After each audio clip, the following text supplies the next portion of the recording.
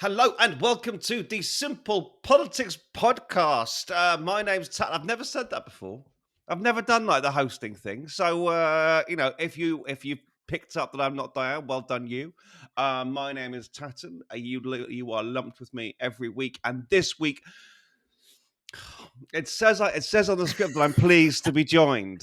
I'm going to say I am joined. This week I am joined by the wonderful Tin and Duyab. How you doing, T?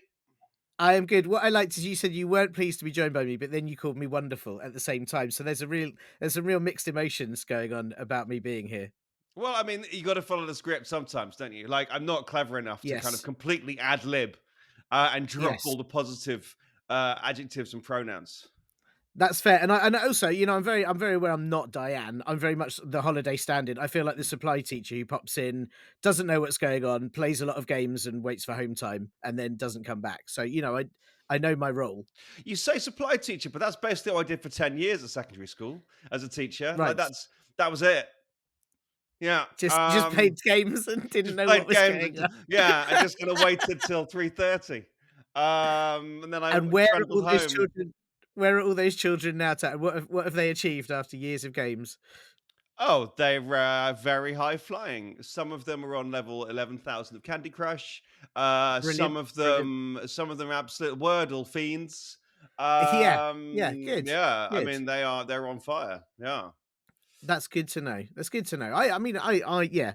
I mean, all I do in my most of my job is mucking about all day, and I'm doing great. Yes, I mean you do like you have got some quite impressive. Go on, tell our lovely listeners the kind of thing you write for. What do you do? I did this last time we were on. I think you made me do this, Oh, and did I? Oh, in I that case, let's I move think on. you did. Yeah. So they Um, already. So we need to talk about Patreon very briefly. And Patreon is a wonderful thing because the way Patreon works is that some weeks, because it's natural clumping, right? So some weeks we'll talk a lot about Patreon and Hmm. no one will pop in and support us. And some weeks we won't talk about it very much, and like loads of people will flood in. I say loads, but anyway, people will come in. Last week I was jet lagged as anything and a bit of more of a mess than normal. And we've had lots of new lovely Patreon backers. Mm, It's like mm. people have thought, if we support this guy, will he just shuffle off and let Diane have her own podcast? That And was so exactly why they did it. Exactly I- why. But now I'm on this week, so I've made it doubly worse. They're gonna ask for money back. no, You'll no, no, get no. little messages on We're Patreon. gonna get thousands and thousands of Patreon supporters flooding in, uh, To say just please never demanding again. Diane returns. And can we get Charlotte off of before back Yes, on? yes. And that's what they want. So if that is what you want, it's www.patreon.com/simple politics. If it's not, if you just want to keep things the way they are, it's also www.patreon.com/simple politics.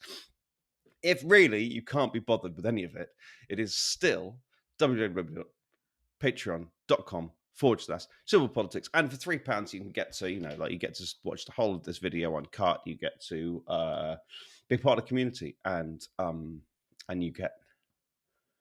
you get my undying gratitude as well. That's lovely. And I just want to say, if you want to support just me, if you can leave some unmarked notes in a bin bag by the third tree in the park, then I'll collect it on Tuesday. So that's great. Yeah. Thanks, T. Is that helpful? Thanks. Yeah, No, yeah, I mean, I yeah. think that really supported the message that we're trying to. If I got that, I would put some of it towards the Patreon, the Simple Politics Patreon. Oh, Would that okay. help? Okay, that Yeah, sounds that's fair. yeah, That sounds that's fair. fair. Yeah. Listen, love listening. Before we do get going, I neither Tina and I could quite work out who was going to host this week's podcast. So we're both doing both. So that sounds fun, right? That sounds like a sensible way to organize a podcast, I I think. think they'd gathered that already, Tat. I think they already were aware from the second this episode started. Hey, no, because when this episode started, I was doing a really good job of being the host. Of course, of course. I'm so sorry. I take it back. No, well, thank you. Thank you for taking that back. Right. Top posts of the week. It's August, and that makes news do silly things, and things get a bit wibbly wobbly, and some things get more attention than they would otherwise, and other things that are really important kind of rumble on in the background. So these are the order at which they were most popular on Civil Politics. And Tiernan, what was it at three? Well, I'm just going to say, I know you say this is silly season supposedly, but this is quite serious. This This is is a really very serious, yeah. serious thing. So, considering it's silly season used to be there's been a dog race or something, Mm. and now actually this is quite serious.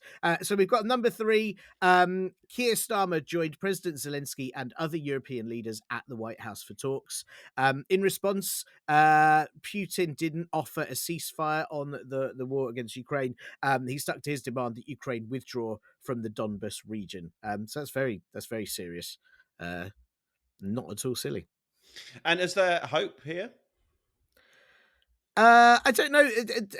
Donald Trump keeps saying that he wants to end the war and then keeps delaying the deadline by 2 weeks, which I have to say, as a freelancer, that's my favorite sort of deadline. Um, where it's just you need it now. Actually, you've got another 2 weeks. It's good in a freelance term, but in terms of a war, probably not as good.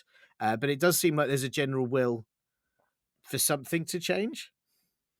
Is there a rule for Russia? I mean, it seems to me like through all of this conversation, Russia is still attacking Yeah, Ukraine and killing people. and they just want to take over. They want more territory back to them or nothing. Otherwise, the war will continue. So, no, but there feels like there's. I would say it feels like there's. I don't know. It's tricky, isn't it? I was going to say it feels like there's increased pressure from other countries, but I don't know if it's changed much, and it's very hard to know whether the US are remotely. I say the US. President Trump is remotely serious about actually forcing any kind of ceasefire. I mean, you've got the coalition of the willing, which is this terrible name that they've given themselves That's terrible. of us and France and Germany and all that lot. And Italy, interesting, Meloni, like she's not everyone's favorite head of state, the Italian far right lady, but she's very much on board with the coalition of the willing, and that's great. Trump, like he does with tariffs, like he does with everything, kind of talks big and then backs down. So I don't think and Putin has said, well, we want the whole of Donbass, which he hasn't even taken militarily. Like there's lots of Donbass that isn't his. He's never had. He's never been anywhere near. Like, and Donbass is a huge region. Like it's. I was looking on a map because I don't not very good at geography. I was looking on a map, and I mean it's massive. Like it's easily. I don't know this, but it looked like it was easily the size of this whole country of our country of the UK. Right? It's this massive piece of land. It might not be that big. This is why we don't do foreign affairs on SP. And he's just going to take it. Or he'll Well, just that's yeah. continue sacrificing his own men because he doesn't care, and they've got all the money in the world. So, yeah, Well, it's awful. yeah, it's hard to know, but I don't know. Have they got all the money in the world? They've really lost a lot of resources over the last couple of years, and Ukraine have done some pretty incredible sort of tactics, when Mm. they took out quite a lot of the bases where the aircraft were for, some of their heavy. Artillery and their bombs. That was that sneak attack there. I mean, Ukraine are wearing them down, so it's I But don't we've know if they heard. do have all the resources. I think that I have been hearing, and again, this is why we don't do foreign policy because none of this I'm an expert on. And I don't really know anything, but I've been hearing about how they've been wearing them down and how they don't have a finite number of resources and how they're struggling to get young men to go up into Mm. the front line for 2 years now, Yes. and Yeah, and that's true. still they come with no abatement, with no attritional no evidence of attritional damage. So of course they cannot be. And when I first spoke to the foreign secretary, I said to him, these sanctions, like, sanctions don't work. We still see it. And he said, we are costing them billions of dollars and that will help to end the war sooner. So he was quite confident about it, and he knows a lot more than I do. Well, well, there you go. Actually, you should have had him on today. He was busy, T. Unbelievable. Trust me, you weren't the first one we asked. Trust. I did think with all you've had a number of MPs and front bench Yeah, yeah. ministers on, and I was like, I'm on today. I don't really know anything. You've really not done well. Do you know who we spoke to? We spoke to Ellie Chowns MP yesterday or the day before, because she wants to be the leader of the Green Party, and Oh yeah. we've got Zach Polanski next week. So that's quite fun talking to the two potential leaders of the Green Party who are Hmm. vying it out right now. And yeah, I think like we haven't spoken to Zach, but I'm pretty sure it's going to be more interesting than you two. That's fair. That's fair. I'm not trying to be the leader of any party at the moment, so I mean, I probably should. Do you think I should? My No. my own No, I party, don't. maybe? No. No, I Not even a 100% don't think that. So, oh, Tatton, what was in at 2 this week? Well, thank you very much for asking, Tatton. In at 2 was, oh my God, like, we're talking about silly season, right? The Liberal Democrats have a policy, and the Liberal Democrats' policy is to put, like, 6 Premier League football games on free-to-air TV every season, right? That's their right. policy because it's really expensive to watch the Premier League, and they want it to be they want to stop the people charging. It's a free market system. The Premier League have a product. Sky have bought it, and then people can buy Sky if they want. But the Liberal Democrats don't like the free market. They want some free to air TV, and they said this during the general election. And we told the world, and we said, look, the Liberal Democrats want some Premier League free to air, and people loved it. And then they didn't win the election. So nothing happened. But then they forced a vote on it in the House of Commons like a few months ago, and Labour all voted against it, and they were all quite cross. But again, they got quite a lot of publicity. So when the Premier League season starts again, they went for it again with their press releases. And Diane was still around at this point. I was like, "Oh, Diane, it's football on TV again," and she's like, "Oh, do we have to?" And then we did, and then in the end we did it as a different ways of watching football, the Premier League on TV or following the Premier League, and it was like for simple money. So it was free. You can listen to Five Live commentaries are genuinely excellent. I love listening to Premier League Five Live. You can watch Match of the Day without Gary Lineker these days, but Match of the Day. And then or if you got a little bit more, you can share a subscription where you all go around someone's house and do that, or then or you can just I said you can sell a kidney and watch everything all the time. Um, Hey, that's if you're a big fan, this probably seems fair. you got 2 You don't. seasons, the least you can get out of that. Yeah, yeah. I think it depends how much you care about the game. Yeah, I If think you're a that's real it. fan, If you're a real yeah, fan, you're gonna yeah, sell a kidney. Yeah. yeah. So yeah, I mean, it is really the Premier League is our big sporting thing of the year. It's what the country cares about the most, following Premier League football. And yeah, you can't watch a minute of it live. Like lots of people will never have seen a minute of Premier League live who Wow, actually are big fans. You know? Um wow. So, I mean, here's a question that I'm going to ask, and I'll be honest, I don't really know or care the answer, but it must bring in a lot of money to the country as well, or does it, or does it not? yes it does. I mean, just if you look at the basics of putting on a Premier League televising thing, you're paying a lot of people to doing a lot of things, right? That's an injection of Hmm. money into the local economy, just in terms of camera people and infrastructure Hmm.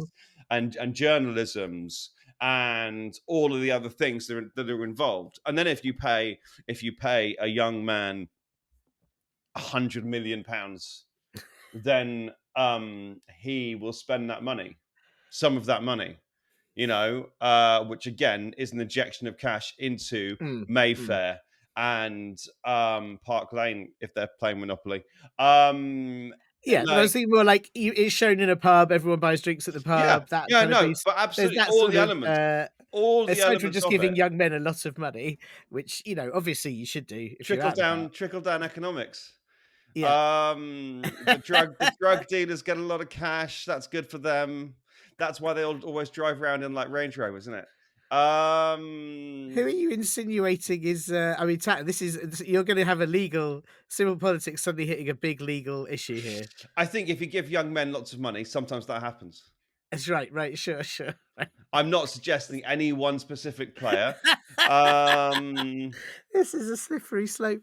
I mean, Uh, no, but yes, all that money is being spent. Now, some of it goes abroad, obviously, yeah, but all that money, all this watching and enjoying and eating and drinking and putting on, and mm, it's a lot of that money is spent in the UK. So yes, it does add money.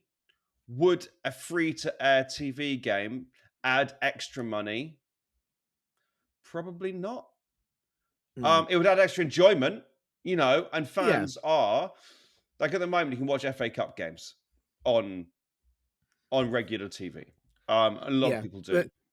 But there is a wider issues whereas in the TV industry at the moment the UK is in quite a lot of trouble, and the sports part of it is doing really well.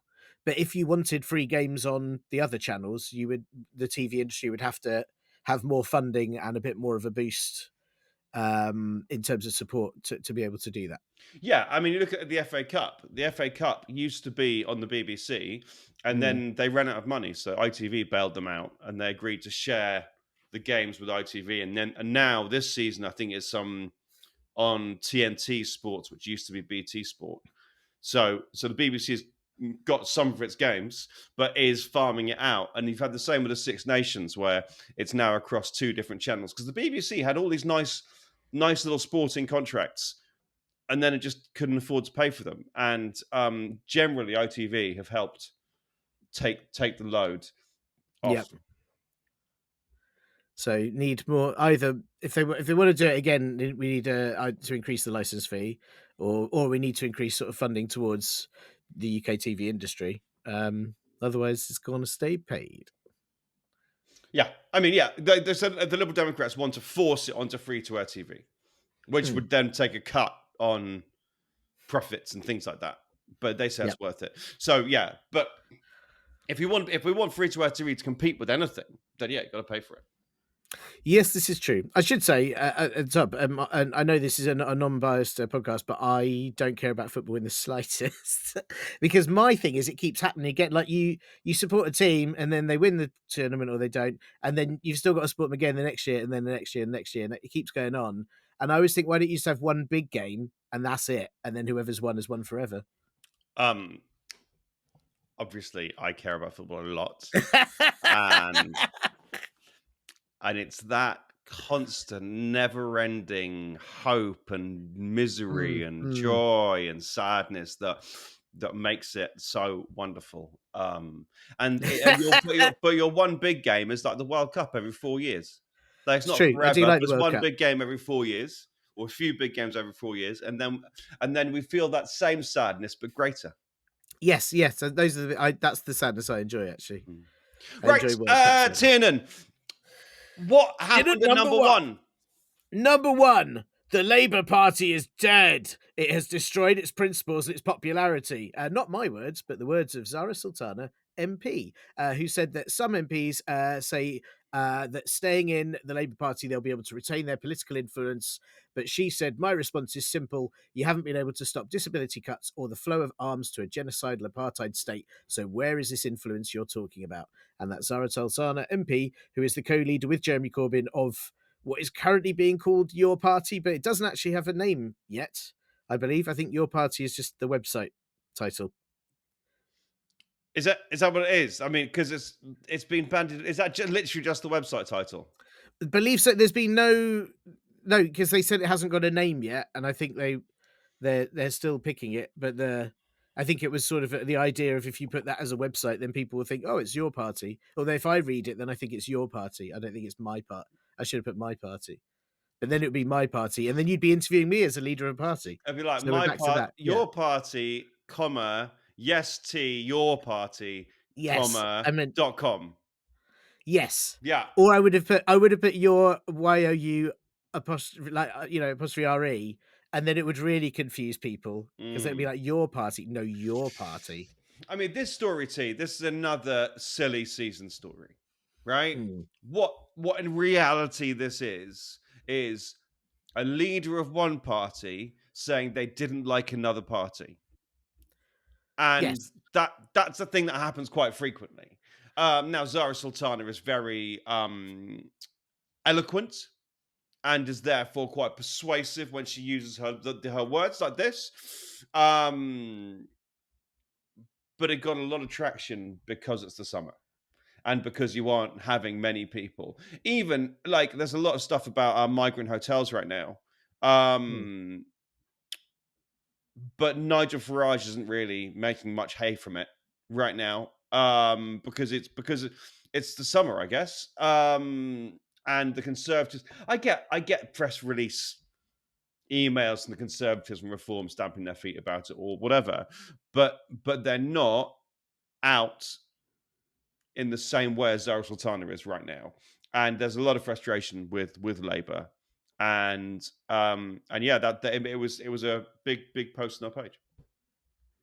Yeah, I mean, but I suppose that they launched the when did they launch the party, or the idea of the Well, party? they Not haven't that they long ago, haven't so even it's launched it. yes, they haven't launched it. Yes, yeah. So, but I was going to say it's off the back of the kind of getting people to sign up. So they're in a kind of beginnings stage where I suppose that's a good time for pushing things. But yeah, I mean, it's also a time when in all the polls, Labour are not popular. No one's popular in any of the polls, particularly at the No. moment. But Labour are not popular, Well, so it's except Reform. Reform are popular. yes. Well, they're still in the a lot of the polls though say that it's just that they're the least not popular. Yeah, sure. Sure. As opposed to being popular, it is Yeah. simply that they are not popular, but they're the least not popular, Yes. which is a great hooray! I'm the best not I'm the best worst. I'm the best not worst. I can't remember how it goes, but yeah, something like that. So I suppose I suppose the timing of this is to boost people. So I mean, they've had a lot of people sign up, a lot of people sign up to Oh, uh, huge number. get Yeah. updates. And I think, and I think the interesting thing is in this country at the moment, we don't have I mean, and that may change, I suppose, depending on where the Green Party leadership goes, but we don't have a left wing party. We have technically Labour are very much placing themselves as centre or centre left if at a stretch. We've got various right wing parties, so I think it's interesting. I mean, your claim to not have a left wing party, I think, is untrue, and I've got three reasons Oh, why it's okay, untrue. I yeah. think the Liberal Democrats are to the left of Labour. I mean, Oh, that's true. we Yes, were okay. just talking about them disrupting free markets in order to provide for the people, Well, right? I think that's interesting because they were a lot more centrist, and I think they've changed. They've Uh, definitely changed. I mean, they've been very liberal, haven't they? We've looked at Mm, legalization of cannabis, which was sure, knocking sure. about as their policy for a while. Anyway, you've also got the Green Party, who have left values as well. A greener, fairer they talk about. So we've got some left values there, and Mm, also we have the Labour Party, which is a broad church. Yes, mm, Keir Starmer is central, as taking the party to a central place. And there's this idea that you only win UK elections from the centre. And Keir Starmer's moved there in the same way as David Cameron moved there, took his party from the right to the middle. And Keir Starmer's, I don't know if it's actually true that you only win from the centre. And maybe Boris Johnson wasn't quite as central, but that's the logic. But there are also lots of very, very left wing people still in the Labour Party. they're still in, which is one of the things Zarah Sultana is Yeah, questioning. I mean, But she's not happy about it. But I mean, yes, but John McDonnell still considers himself to be a Labour MP. that's true. That is true. But as an overall party, because I think the Green have a lot of left wing principles, but they don't. But again, it depends on where they're like Zach Polanski is a lot more left wing, I think, than the other leaders. But it depends on the other leadership candidates. But I think it's going to depend on where the leadership goes. But I think as it stands, the party that Zara Sultana and Corbyn will be part of is really sort of standing as a very left wing party, or as it will be. And I don't know. We don't currently have a party like that. I think in the UK. We don't have a party that is solely left-wing politics. Yes. Yeah, yeah. Yes. Although, like I said, I did speak to Eddie Chance the other day, and she Mm, definitely she came across quite lefty. right. Um, in the interview, I like I said again, I am going to speak to Zach next week, and I think it does appear he's more left, but Yeah. certainly Ellie Chance was talking about very left wing ideals and values. Anyway, but Yeah, yeah, well, I do mean, well, this not called your party, not your party, not your not party. your That would be a party. terrible Um, branding. That'd be they are coming. They are coming, and it's going to be interesting because they're so keen on things being democratic. It's the opposite of reform, where Farage is like, right, I am here. This is how things are going to go, Mm, and if you don't like it, I will kick you out the party. Right? The antithesis of that is Corbyn and Sultanas, but that makes it harder for the media mm. because the media like it when there's one person you can go to who's going to tell you how things are. And then if you kind of have a conference and you don't really know a name yet, and you haven't done a big press release and you haven't done a big press conference, the two of them, like, it's harder. So she does need to keep her foot on the pedal, I suppose. With that to keep, it's hard to not use the word momentum. Momentum is a very specific group from before, but she also wants to keep momentum going. Tiernan, mailbag questions. What? So at the Wheat 66, which is a Oh, lovely the this is a Wheat good question. 66. Yeah, the wheat What 66, what the best year of wheat, I have to say. it Of was all the good. It years was a of good wheat there year were, because it was 66 a great it was year for when wheat. it was when we won the World Cup, wasn't it? Yes, great And wheat. so the wheat just really really thrived under that Really victory. thrived on that victory. Yes, Um, absolutely. what actually, Tiernan, actually is the role of a diplomat? It's a great That's a really good question because I have no idea. I know that they get good parking spaces. I know that Mhm. diplomats, they have a role of getting really good parking spaces. I remember I used to play Civilization on the computer, and whenever Mm. you got a diplomat, they would run to another city and then whisper a lot, and then sometimes the city would become your city. And I remember that, and that's about as far as I That's got. it, Yeah. Tiernan. That's exactly what they do. They whisper a lot, right? So the UK's chief diplomat is the foreign secretary, Hmm. and the other diplomats you may have heard of are ambassadors. So they're all Yep. diplomats, these people, and they just talk and they turn up in smart clothes and shake hands cordially and Hmm. represent the UK's interests or whatever they're told the UK's interests are. They don't develop policy particularly, but they talk and they can go to the United Nations and chat to people and develop headlines of trade deals. They don't do the kind of actual negotiating bits. They'll just sidle Hmm. up to someone in the Indian government and say, "I know how much you like Scotch whiskey. Do you want to deal? How about some like Glenfiddich though?" I wish And people did that with me. Yeah. yeah, well, I've never had anyone side up to me and go, "I know how much you like whiskey. Do you want some?" That would be I wish that happened more in my life. that's what the devil on my shoulder says every evening. But The it'd be little great, yeah. the little angel's like, "Ooh, tea's good. Why didn't you have a tea? No whiskey." Um, but they're not diplomats. Yes, unfortunately. Mm, Diplomats are people who they just shake hands and talk a lot, right? But it's really important because they're maintaining, like, if you look at Donald Trump, right, he is quite temperamental. And diplomats in those circles, not just speaking to Trump, but also speaking to all the cabinet ministers, they're keeping UK's interests at the top of the mind, right? They're focusing thought, they're focusing interest, and they are keeping us happy, in a happy place in leaders' minds across the world. And do they they are do they invaluable. report do they report to the foreign minister? Who's kind of in control of diplomats? Yeah, the foreign Foreign secretary, sorry. office. Foreign office. So the foreign secretary, yes, and we appoint, and I think that it's we appoint ambassadors and then the ambassadorial team is, I believe, appointed by the ambassador. We are really reaching the end of my knowledge and understanding here.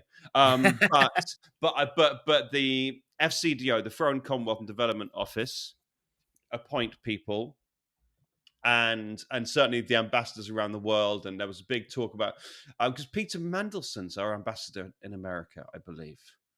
Right. Um, and we appoint people who are good at doing those things, and then they appoint and they appoint and they appoint. So we have teams and teams of people ready to be uncorked, Yeah.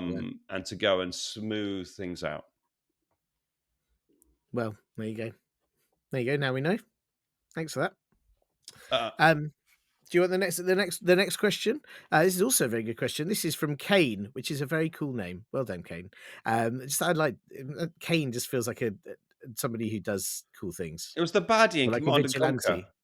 It was. Oh, it was. Was that the baddie in Command and Conquer? Yeah. We're going back to A Wrath of all the old Pain. best PC games now.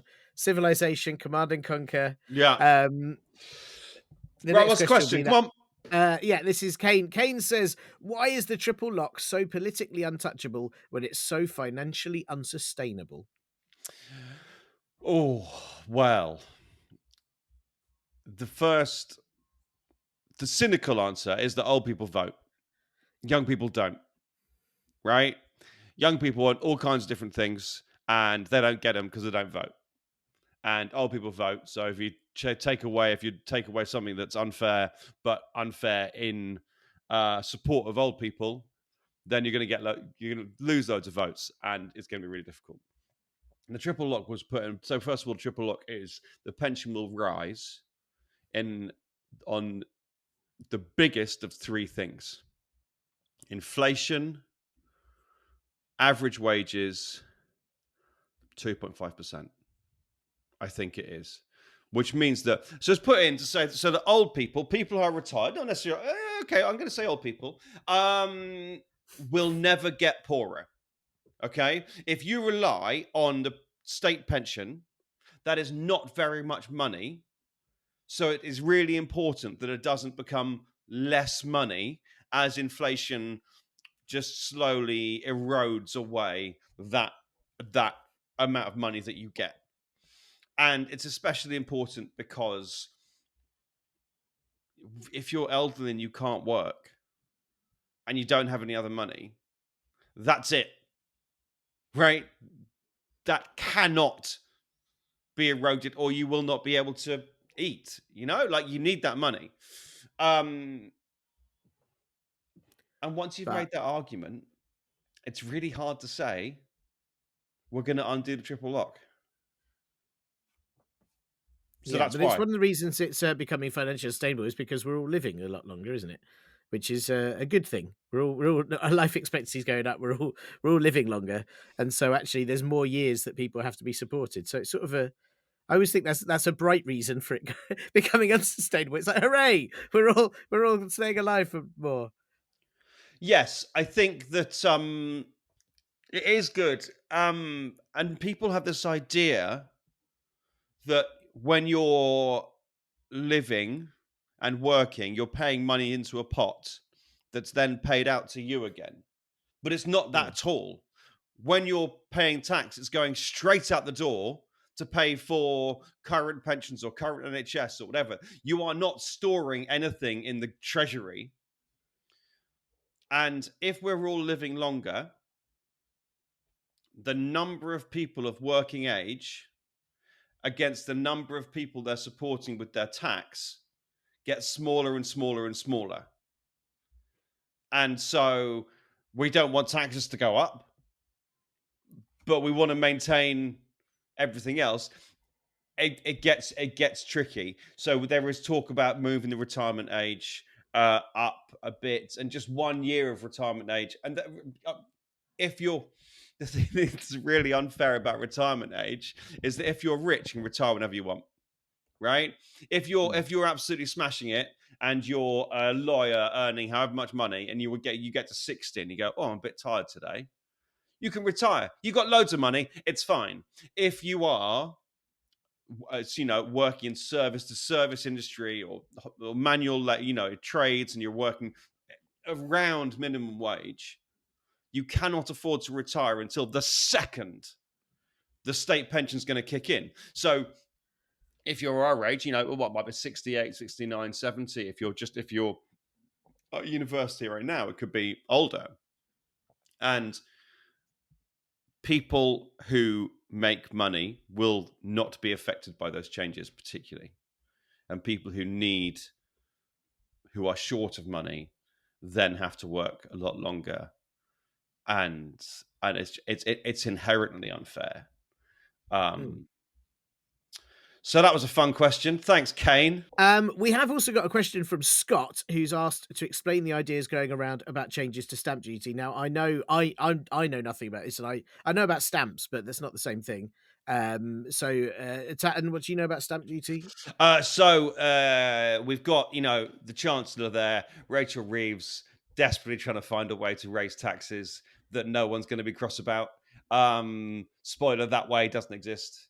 So her latest, let's leak it to the papers and see how it goes, is something about stamp duty and changing the way they tax houses and are making it fairer. Oh, it's all there to be fairer. It's not there to be fairer. It's there to raise more money. Let's be honest about that. I don't know how it is. I figured that if it was going to be a thing, listen, Scott, I promise you, if it looks like this is going to be a thing, we will tell you about it. And if not, then this is the only mention it will ever have had on the Simple Politics podcast. There you go. There you go. Right. Well, in which case, it's back to school time, Tatton, and I, as a parent, cannot wait. I've got a week and a half left of no childcare. I can't keep entertaining a 7-year-old. I've run out of things to do. I need school to hurry up. We do love school. Although as a former teacher, I still get the dread about going back to work, even though I don't teach anymore. Anyway, Beck wants to know what the current government are doing to support actual teacher workload. It's interesting the word actuals come up twice in questions today. It's this kind of, it doesn't mean very much, but it's still something we'd like to say in a question. I'm still teaching a bit. Teacher workload's really difficult because there's 3 stages to good teaching. It's planning, it's delivering, and it's assessing.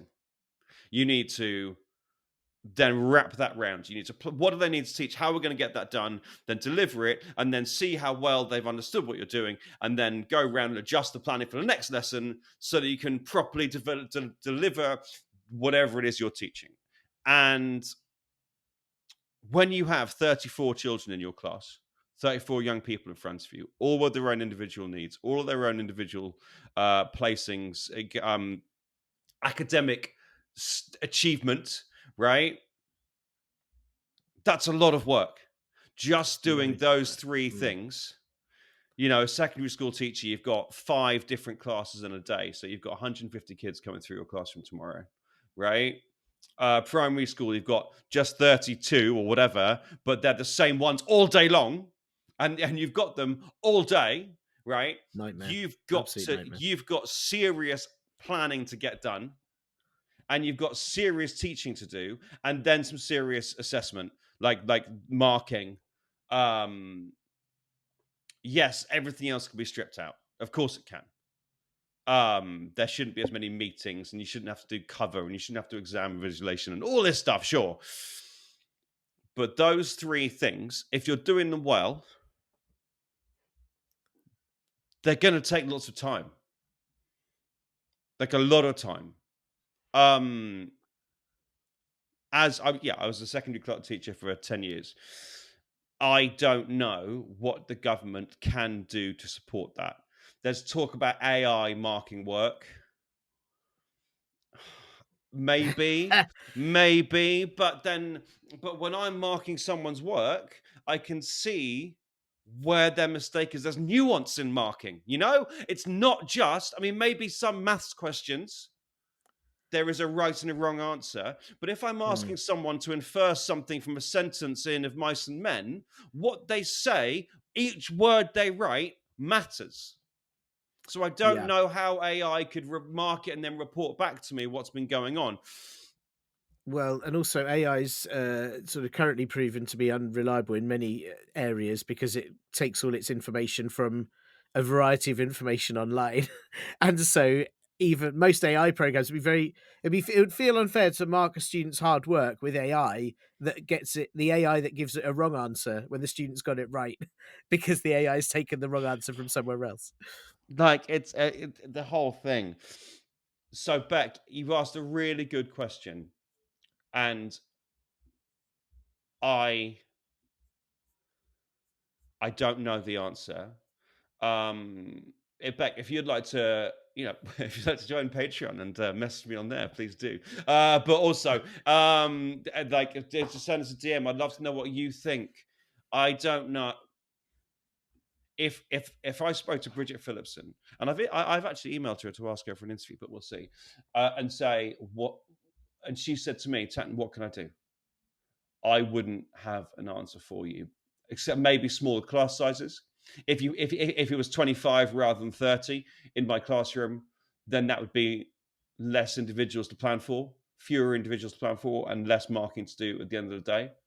Um, but we know the money's not there to put in, nor is the trained people to put in the number of extra teachers around the country that would reduce class sizes. Um, so yeah, Beck, I got nothing. Soz. Well, there you go. I do like though that you've said what would help your teaching salary is if you join the Patreon and paid us monthly from it. I wasn't talking about salary, but yes, it would, because I'll tell you why. I'll tell you why it would I make the think you salary should do it, Ben. better. I've Your I, salary would be improved because your overall contentedness yes, would go up, and therefore you would need to spend fewer things on things to make you happy. that's a So great we're a great good investment. very good investment. Very good investment.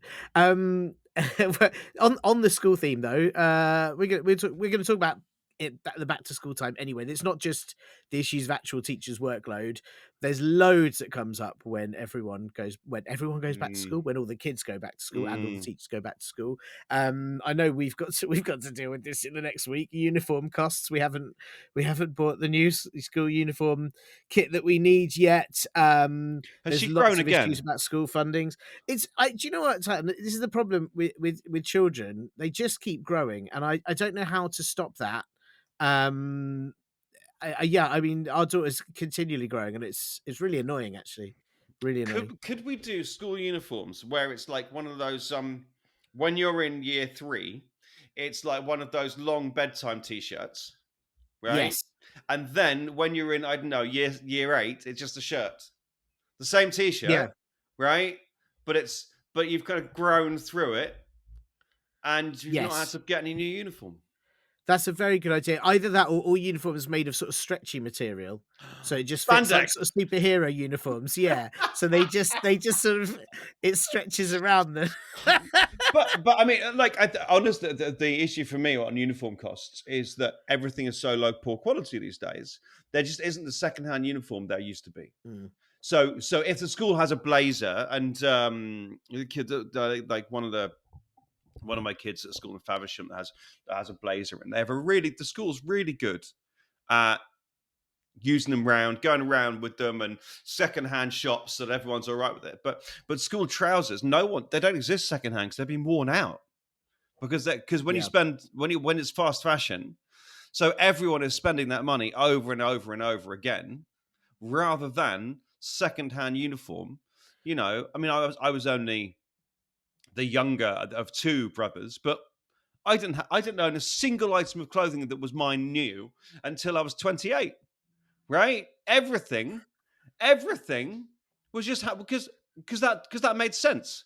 Whereas I think that now things are cheaper and more disposable, they're less hard wearing, and so uniform costs are there every year for every parent, rather Yeah, than fewers. Yeah. I was gonna say there's also the issue of branded. So my daughter's school is pretty good at, you don't have to have branded uniform. You used to have the right colours. But my friend's kid, she's now going to a secondary school where everything has to be branded, which means immediately it's about 100. It's sort of 50% more expensive because all the goods are branded, and that's tricky because I understand the need for safety and identification, and especially with younger kids, you might have to have branded if you're out on school trips and things in case kids go missing at the zoo. In the don't want them in the lions cage. If they end up in with the lions, you will know which school they were from. Yeah, But yeah, yeah, but I understand that. But I think it's so much more expensive to get branded goods than just kind of generic school uniform. yeah. I mean, I think you're right. Like the old argument used to be that it was a leveler, like everyone could wear the same clothes, Mm, but that mm. doesn't seem to be borne out in any way No, no. today. But like, there's just some schools are. It's really difficult to run a school, man. Like there's so many things that go on, and so first we got them dressed in the morning with the uniform, then they come into school and budgets are tight, like tight, and we keep hearing there's more teachers in schools than ever before, or there's more funding for schools. But as we go down this path of better understanding our young people, and I'm talking about diagnoses of additional needs, which they say, oh, they didn't used to be there, but those needs were there. They just weren't noticed or met. Mm, mm. So now we better understand our young people. And if we believe in equal opportunities, that means that someone who has extra needs needs that support so that they can access the learning, so they can then go on and do the great things they want to do. And every single party believes in that. But there Yeah. isn't the money. They're just, how many TAs or classroom assistants or whatever do you need to go around supporting the various needs you've got? There isn't the money. Yeah. And there's a very and I'd like to apologize to all the listeners that I'm about to say a very London centric thing, and I'm very sorry to everyone who's not in London, including you, Tatton. But where we are, we're in North London, and we've got an issue where families can't afford to live in London anymore. So lots of families keep moving out, which then means the children leave the schools, which then means the schools get fewer funding, less Mm, funding because they mm. get funding per pupil, which then means, for example, at my daughter's school, they are losing money because there are less kids there. But then the kids that are there still need the funding for all the things that they need. And so you're in this tricky situation of going, well, are they going to then have to close the school, which then leaves fewer spaces for other people? So it's this circle, but it all comes down to overall finances and overall cost of living issues, and where people can afford to live. Well, I was talking to a head teacher about my wife's school, and she's a teacher, and they had serious budget cuts, and so they stopped having just stupid things like milk in the fridge and stuff. Like they stopped doing all that kind of thing. And I was saying to this other teacher, and they were saying that 32 in a class gives you so much more funding than 30 in a class, because Mm, if you've got mm. 30 in a class, you need exactly the same amount of stuff, same amount of TAs, you need the same amount of teachers, you need the same amount of heating, you need the same amount of lights, but you get two people's fewer funding, and so it makes a huge difference. Even though to any casual observer, it's the same. Yeah, yeah, and to teachers, that's 2 more kids they have to deal with and prepare for, and, we were talking about all the workload earlier, that's Mm, 2 more workloads, it's a lot harder. yeah, and then teachers quit.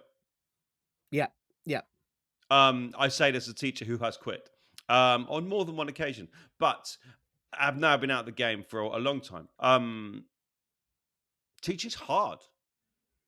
It's really, really hard, and the starting wage is reasonable. Progression is okay, not stunning, not stellar, um, but it's really hard, and the long summer holidays do not make up for it. When you're in week 6 of an 8-week term and you are on your knees, every teacher is saying, "This is my last year." yeah, At that point, every single teacher in the country is saying, "This is my last year." because teaching puts you through it time and time and time again. Um, and as budgets get squeezed, some of the nice perks might go. Like maybe there used to be biscuits occasionally on a Friday, you know, and no schools do that unless the head teacher themselves, puts their hand in their pocket and just does that kind of thing. And that's that kind of, and every single teacher in this country has bought resources with their own money, has Mm. bought pens with their own money because the kids constantly come in and say, I haven't got any bloody pens. It's period 3. You've been to 2 other lessons already. What did you write with there? But every teacher gives up their own money to support the work they're doing. Every TA has done the same, and TAs get paid so little. It's a hard profession, and squeezing budgets makes it harder. The only reason anyone is teaching is because they love it. It's because they believe in what they're doing, and it matters. And again, what solutions are there? There is not the money in the country. We were talking about Rachel Reeves desperately trying to find a way to raise taxes or to get more money in. And there isn't the extra money to spend. I mean, like, where are we going to cut? There's no. Teachers are amazing. I love teachers. Yeah, it's also, I think that there's the I think teachers are amazing. And then I should say that there's all these stories at the moment of teachers in areas where kids are in particular poverty, where teachers are forking out of their own pocket to do the kids' laundry and Yeah, make sure the kids have breakfast and all these yeah. other issues that shouldn't have to come under what their workload and what they deal with. But I think the other thing is in terms of how do we afford all this? But if kids are in school, then parents can work, and if there's care for kids, then parents can work, which brings money into the economy. And I think it's often seen as separate issues, like, oh, education that costs that much, and oh, there aren't enough people working at the moment. You go, actually, if there was good childcare and there was provisions for kids to be in school and the care for the kids that don't want to be in school to be in school or can't cope with being in school. If all that was covered, more people could work, and that could help. There's a But that's roundabout thing where, here, I think. this government's breakfast clubs come into Yes, play. yeah, yeah, yeah, So this yeah. government, I don't know if it's all full rollout this sort of September, but at least partial rollout this September of free breakfast clubs for everyone. You can drop your Mm. children from 8. And now my daughter Caitlin used to do breakfast club before I went to work once, and she was offered a bowl of like sugar pot. No, a bowl of Rice Krispies with a Hey. big spoon of sugar on top for her breakfast when she went there. And I'm not sure it was the most nutritious, or I mean, probably quite delicious.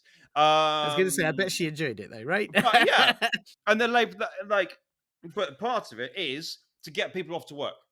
If you can drop Mm. your kid at 8 and know they're going to eat something, and then you go off. It's good for the kids; they definitely get breakfast. And some people, I've worked in schools where the some of the most challenging young people would come in first as soon as the door was ready, because home life wasn't very fun for them, and that's why they were challenging, and they would be the first in the door. Mm. But if they were welcomed with some breakfast, and it's just it's a good thing. So yes, Labour are behind you on that. I mean, there's also more free school meals for everyone on universal credit, so that's good too. That's good. Right, I was sat there waiting for you to move the conversation Oh, on. you wanted me to move it? I didn't know. I Oh did. no, I don't did the worry, last T. bit. Don't you? I You did the. can be our This guest is the host for problem. the day. Well, but this is the problem. We didn't decide who was you started the hosting, and then I've hosted. But I jumped into the last section, so I thought, well, naturally you would jump into this section. And what's funny is that this section is the crystal ball section of work out what you can predict ahead, and that we didn't know. Well, neither of us could foresee that neither of us would start the next section. www.patreon.com/simple politics. He's not here next week, guys. Don't worry. I'm not here next week unless it depends on am I here only when someone's on holiday or ill? Is that how it works? That's how it has worked up till now, but I'm going to review that Up to sure. policy That's fair, yes, going yeah. forward. Um, right. So, yeah, we are. It's crystal ball time. Like we have been suspended in animation. That's not what you do. You don't get suspended in animation, do you? We've been in suspended animation. Yes, in We suspended animation, yes, Yes, yeah. we've been stopped. We've been paused. We've been in formaldehyde during August. But lovely people, Sounds awful. Yeah. the 1st of September is coming, and with it, I mean, it's a brutal start to this autumn term. The 1st of September is what we're talking about here. Parliament's back. We've got hereditary peers are going to be back in Parliament. Oh, I love talking about hereditary peers. We've got Prime Minister's questions. We've got Not Your Party coming back. We've got all kinds, and we're building to lovely, lovely people. We are building towards party conference Conference. Your season, favourite time of and year, isn't it? I just love it. I just love it. Um, Look how happy you are. I'm The so thought it's happy. only it's like a month a month away at most. Is that what we've got? I haven't even treated myself to putting the conferences in my calendar yet. Like Wow. that's Wow. a moment. It's like when you mark up the radio times at Christmas. You know, like I cannot wait. I cannot wait, and it's gonna be great. And my email returns. Do sign up for my email through the links on any of our pages or at simplepolitics.co.uk. Sign up for my email. All of this is going to be in there, but I have a rather more tense crystal ball Oh, because it's about migrants and hotels. Um, they have Epping Council have successfully got a court to say they can't have migrants in their hotel. And a lot of people who don't like the idea of us housing migrants in hotels say that this is a sign that the courts think they're dangerous. You know, they've been saying for a long time that it is not safe for our children. Think of the children, is what they often say. It's not safe for our children to be in and around hotels full of migrants, is what they say. And now a court seems to have validated that. That's not what the court said, but on the surface, it looks like the court has validated that. So this weekend, we are expecting a lot of protests outside a lot of migrant hotels, and those protests haven't traditionally always gone very well. So I hope lots of things in this crystal ball. I hope that the police manage to maintain order. I hope the people living in those hotels manage to feel as unthreatened as possible. And I hope the people who want to protest are able to make the point they want to make in a way that is safe and um, and satisfying for them, I suppose, because I don't want to shut down protest. I just hope all those three things happen. Um, yeah, it could be quite a tricky weekend for the police. yeah. Yeah, it's really it's I I I just think, if as a human being, if people are in danger and need help and asylum, I truly believe that we should give it to them. That's my view. And I think we should help other. I always say I'm a humanitarian, which does mean that I mostly eat people. But I Does do that I mean do you're think always we should. naked? I think it does. Yeah, yeah. Yeah, Is that all right? Not on I, this podcast. I was on I've a put a t-shirt on. I was on a whale boat in Seattle over my honeymoon. And it was like No, a I don't know where this is humanitarian going. or a No. naturist or a Oh, thank naturalist or goodness. something. And they wore clothes the whole time. They were just a terrible humanitarian, I think. It's good. Well, it's for the whale's sake, I think. Like, imagine leaping out of the water and seeing that. Like, No, you'd never because surface again. So I this think whale didn't leap, presumably because this whale saw that our so-called humanitarian was wearing I, clothes. I disagree. I'm sure the whale was much happier to see clothed humans. Right, we have massively overrun. It's because Tiernan has been an unprofessional host, and I'd like to apologise for Unbelievable. that. Yeah, but we have overrun, so we're going to go. Lovely people, thank you, thank you, thank you, thank you. We'll be back not next week, but Dan and I will be back the week after. My email will return next week, and it's going to be big. Look after yourselves. Thanks, everyone. Bye. Thanks. Bye.